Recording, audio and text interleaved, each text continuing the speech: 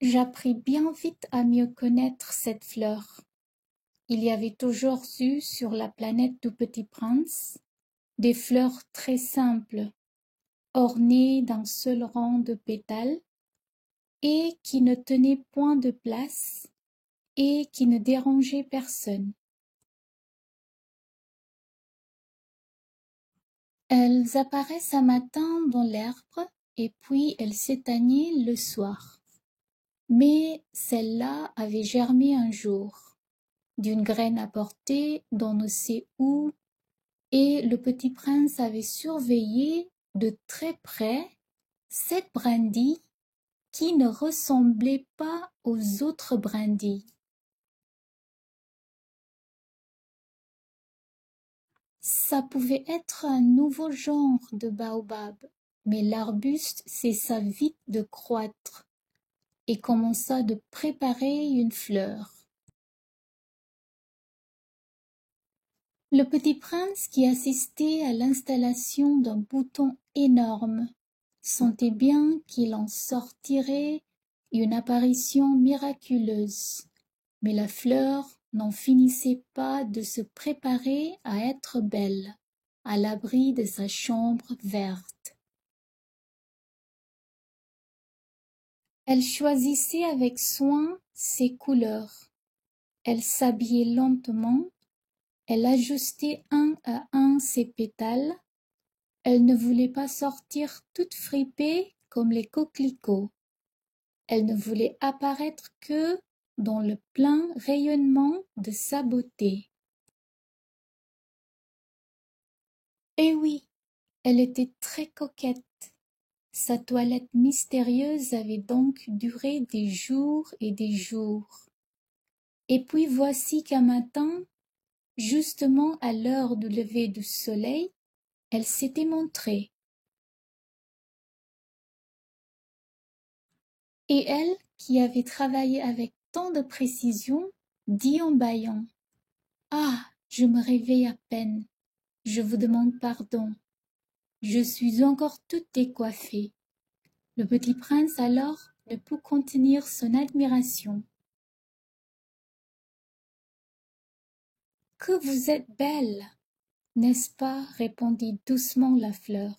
« Et je suis née en même temps que le soleil. » Le Petit Prince devina bien qu'elle n'était pas trop modeste, mais elle était si émouvante.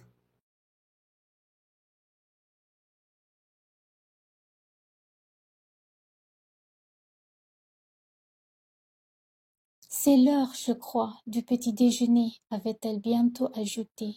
« Auriez-vous la bonté de penser à moi ?» Et le Petit Prince, tout confus, ayant été chercher un arrosoir d'eau fraîche, avait servi la fleur.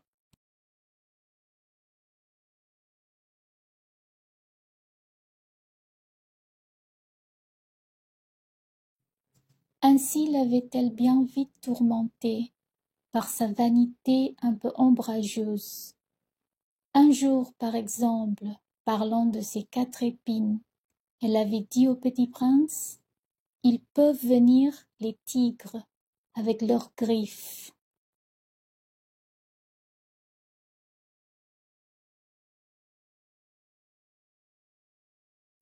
« Il n'y a pas de tigres sur ma planète, » avait objecté le Petit Prince. « Et puis les tigres ne mangent pas l'herbe. »« Je ne suis pas une herbe, » avait doucement répondu la fleur.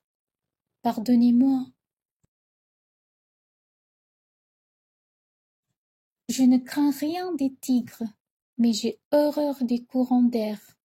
Vous n'auriez pas un paravent ? » ?»« Horreur des courants d'air, ce n'est pas de chance pour une plante, » avait remarqué le Petit Prince. « Cette fleur est bien compliquée. »«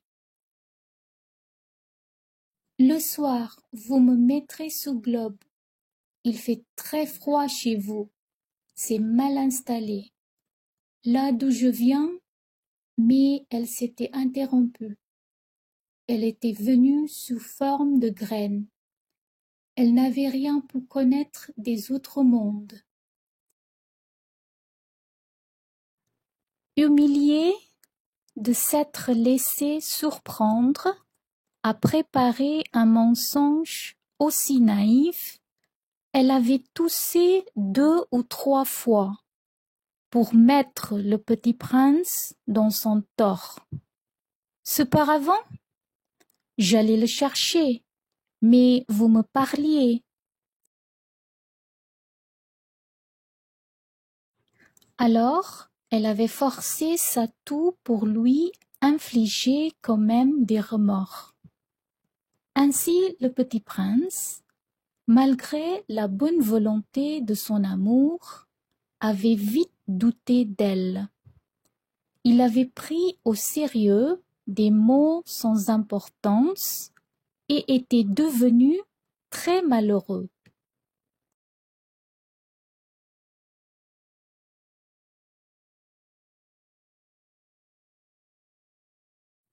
J'aurais dû ne pas l'écouter, me confia-t-il un jour. Il ne faut jamais écouter les fleurs. Il faut les regarder et les respirer. La mienne embaumait ma planète, mais je ne savais pas m'en réjouir.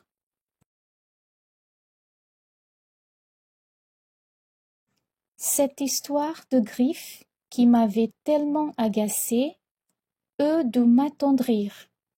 Il me confia encore. Je n'ai alors rien su comprendre.